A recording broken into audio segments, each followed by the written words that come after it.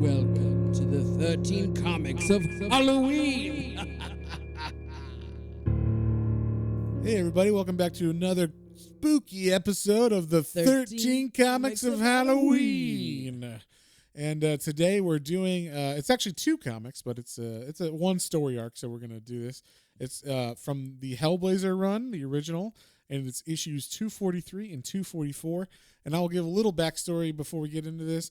Basically, I read this. This was like when I actually started collecting. I think I started collecting at issue 220, and then so I was reading this like in real time, and I thought this was a super creepy issue, and really, it was like back before it was when I was still be surprised about like corruption in the church or whatever, and so this one really like hit me at a hard spot, at the time. So Yeah. It was definitely interesting reading it again now because it wasn't as creepy, but I was still like, I could see why this hit me so hard or whatever. But anyway, back to the issue. 243 starts off in the Vatican. We are in the Vatican, and there is a priest. His name is Father Grimaldi, and he's sitting in front of a room. We don't know what this room is, but basically it's like this room of like sin you can go into, and God, like, it hides your sin from God. And apparently, I don't know if this is real. John, you were Catholic, maybe you know. Is this a real room that was set up or no? I mean, this is probably one of those like old wives' tales in the Catholic Church, which probably has some truth to it, but Right. it's probably not. Like, I've heard of this kind of thing, not this like in the story specifically, yeah. but I've heard there's places in the Vatican where like certain things are like okay by God because it's in a holy place. Yeah. They're like okay, not like hidden. Okay. But like okayed by God because it's in a holy place. Like, I've heard there's like a sacrificial thing still there for really rare occasions. For when they murder children. Like, well, wait a minute, like I thought we were not supposed to do that. This is all like hearsay, blasphemous stuff, of course. Obviously, obviously, the church would not condone this issue or episode. No, I mean, in every single exorcist thing, they're like, oh, the church doesn't condone this, but we have this, but we still have this exorcism group just in case. Yeah, just in case. So anyway, there's this room that apparently it's like, this actually says it's hidden from God's eyes, so you can get out your sin without having to actually sin in God's eyes or something. So like they even say like this room was created by a pope who hundreds and hundreds of years ago. Yeah, hundreds of years ago, and I don't know how to say the name, but it was Pope Bagoisi or Bagua. I don't know how to say it. I don't fucking know how to say it. But Italian Pope, and he apparently liked to fuck little boys in this room, and that was why.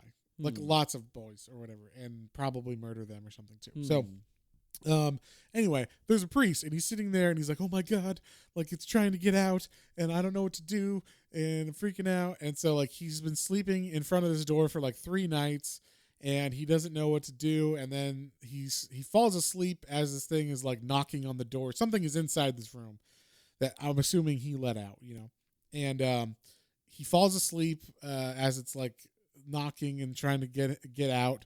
And he has a dream, and in this dream, this angel says to him, "There's a messenger coming, and you must listen to him. And he's sent by God. So like, just stand watch, and he'll and then like he'll find you, or you'll find him, or whatever." I was gonna say, this is a very voluptuous angel as well. Yes, with some ribbons covering up. Very very select strategically placed, strategically floating ribbons. Yeah, and so that's also one of the things about this. I'm like. After reading this, I'm like, I wonder if that was the thing that's trapped in there too, or whatever. Is it actually trapped, or is it? I thought that, or was this maybe Constantine doing something to him or something? I don't know, but basically he's like, he awakens from this dream, and he's like, finally, for the first time in 3 nights, I have hope. So like he runs out, and he's like, he's looking for something. He's gonna confess, I guess. Like, yeah, like I think he figures, okay, I'm gonna confess like my sins or whatever to God, but he's only going to do it to God. There's no one actually in the other side of the confession. And he's like, he starts saying like, forgive me, Father, for I have sinned. And then all of a sudden someone says an understatement of the bloody century, that is. And then it's fucking Constantine. He's sitting in there, and he's like, this is like perfect Constantine. Like he's a fucking asshole. He's snarky. He's like smoking a cigarette. Smoking a cigarette in the Vatican. In the Vatican. And he's like perfect. He just perfect form in this, you know. Yeah. And I love he doesn't call him like father. He calls him by his first name. He's like Luigi. Yeah, what's up, Luigi? How's it going? So, and the guy's like, wait, who are you? And he's like, didn't you see I'm the messenger, you know? That's why I think Constantine, like, made him have that dream or something, you know? And appeared to him in a very voluptuous way so that he would believe it or whatever kind of thing. And so he's like, you're the person the angel was talking about? And he's like, yeah, you know, like someone's gotta do it, right? It might as well be me. So he's like, you know, tell me what's going on. And so, he like shows him down to this room. He's like, there's something in this room. He's like, oh, okay. Like, I think I know what you're talking about. And like, you went in here and did something in quotation marks. And, that's unseen by God. So I'm sure it was fine. And then, we'll like you want me to help you now. So he starts putting like a pentagram and some writing on the door. And he's like, you can't do that. It's bloody witchcraft in the middle of the, Vatican. And he's like, hold on, buddy. Like, you want my help or not? Yeah. This is going to help this is how it works. The creature in all right, we're going to do a lot of blasphemous stuff. All right. Like this is just the first of many things. And so he's like, didn't that angel tell you need to confess? He's like, we need to head down to the pub. He's like, the pub? But like, I can't drink. He's like, well, this is where people really confess. Like, so you got to come with me and we're going to get drunk and you're going to tell me all this shit about this stuff. So, they go to this pub and he like basically tells him everything we just told you about. Like, this is this Pope Alexander the Fourth, or the Sixth, I mean, said, you know, like, this room hides people's sins so they can act them out, but it's not real. Like, it's kind of like like it's a fantasy room, you know, like you're not actually like hurting the holodeck anybody. In Star Trek. Yes. It's like if the holodeck lets you fuck little boys and then, you know, get away with it. You didn't actually fuck a real boy or whatever kind of thing. So, and then Constantine kind of says like, well, you know, that room is actually like, because it's so low in the Vatican, let's just say it's closer to other parts instead of heaven or whatever. So like it's pretty close to hell. And then also there's like because you're doing such fucked up things in there, let's just say it awakens something, I think, you know? And then, so the father's saying like, basically what he did, like his confession is he saw this girl who was very attractive, who was visiting the Vatican, who like caught his eye. He was tempted, he said. So then he like brought her down to that room and, he actually like brought her down to that room. Yeah. And, they actually like fucked and there's like one kind of not super graphic, but one like very much alluding splash on there of them in this dark room in some shape. It's pretty graphic. There's actual like nudity on that page, which is but it's like they don't show like nipple. No, they show a nipple. Oh, I didn't see that. Yeah. John wasn't looking hard enough. I wasn't looking hard enough, and that was like, I love these comics. So, but anyway, he says like the guy. It's funny because like the priest tries to like convince himself it was okay because he's like, it was the sacrament of the corporeal. It was like a corporeal confession. Like we're just getting these demons out, and this is how we confess them. You know, in this room or whatever. So. He just, he didn't do anything like super horrible. He just had sex with a woman, but that's against his religion. So, but then the real fucked up part was then he's like, oh, like it got a little too crazy. And then, basically there was a knife in my hand all of a sudden. And then I started stabbing it. And then all of a sudden it turned into this demon. And it was like, is that all you got, you little pussy? And then like, tried to attack him. And so he like, that's when he locked it in the room. And, that's when Hellblazer was like, no.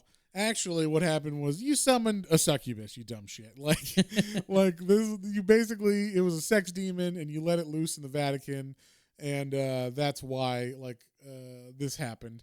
And so he's like, you know what we need? We actually need this book. Does the Vatican actually have like a black library? I don't know about a black library. I mean, it has a gigantic library. Okay. I'm sure there's a restricted section, right?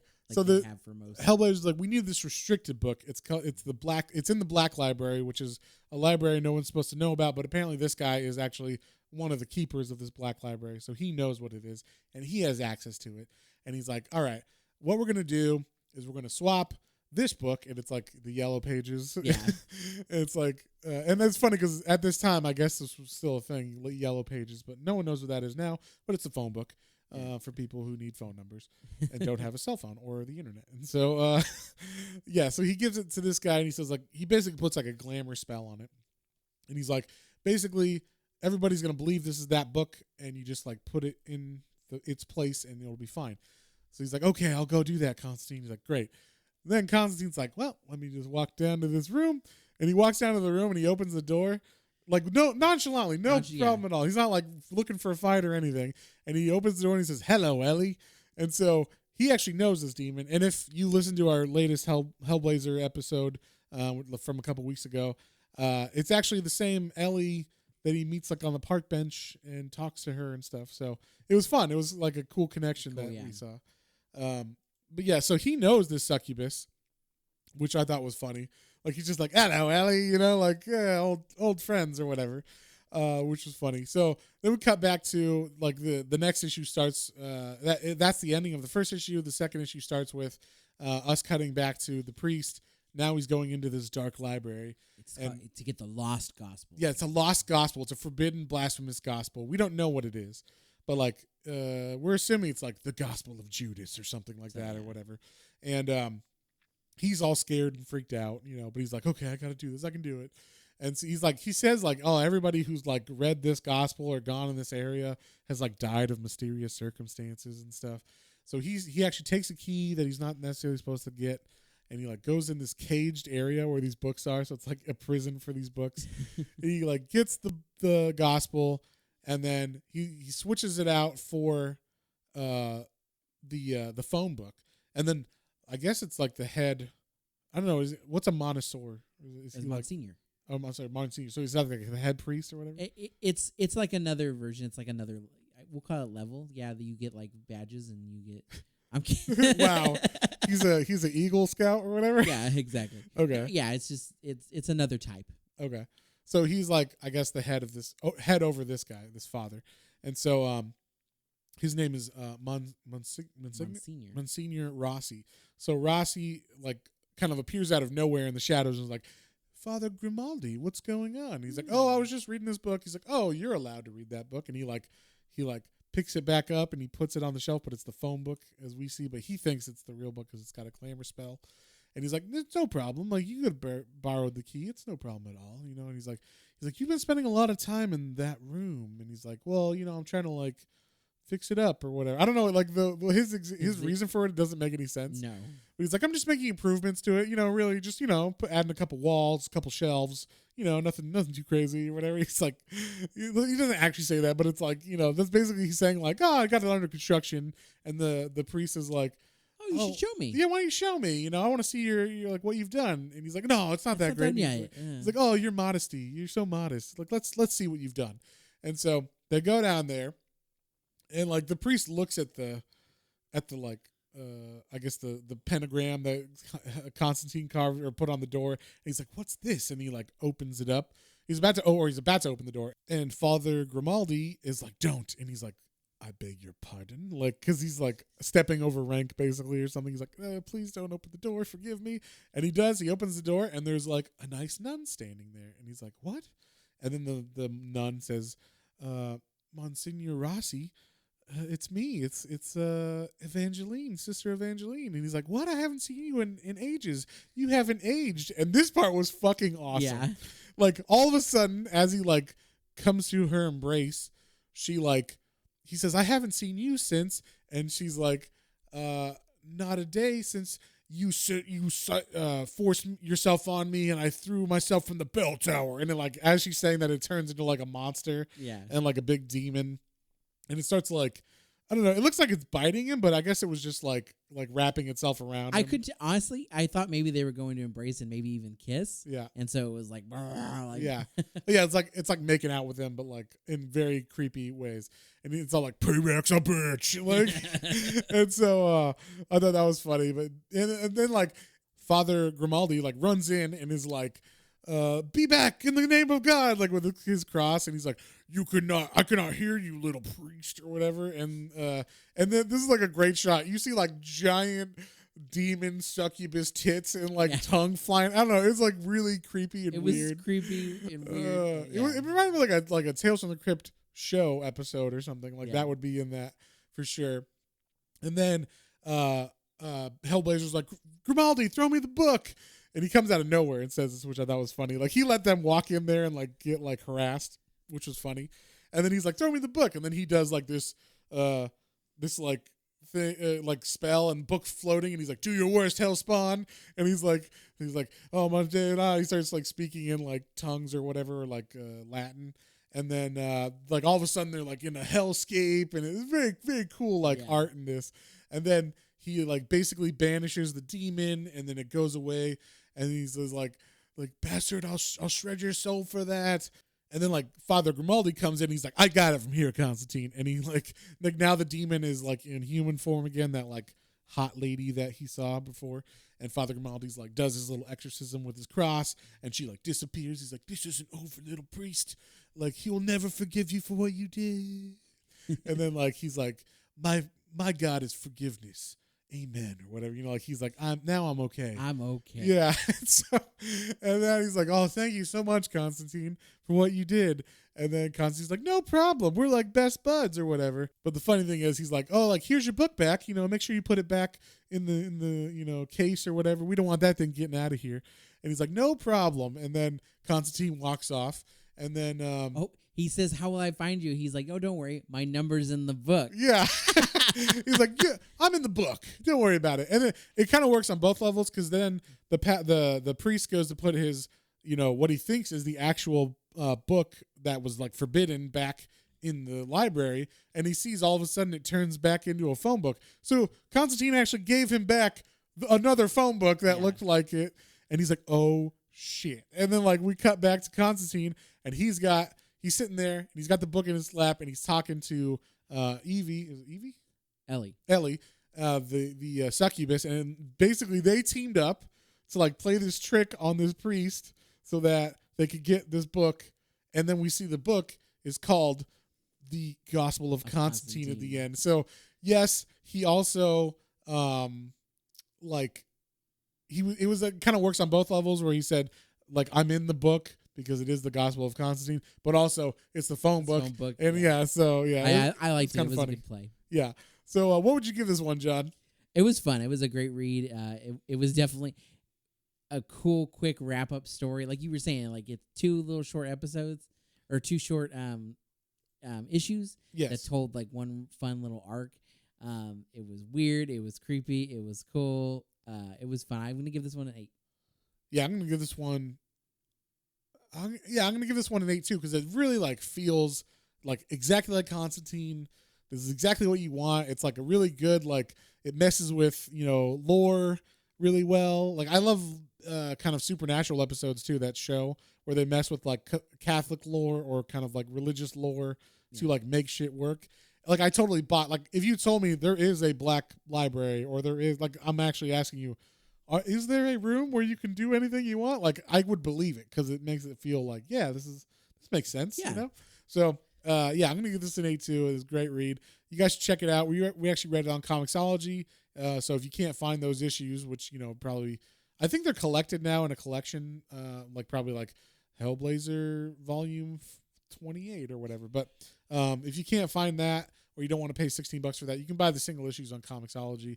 I think they're only like $1.99 or something like that each. So pretty cheap. So on that note, we'll see you guys next time for another 13 episodes of Halloween. Spooky one. Bye.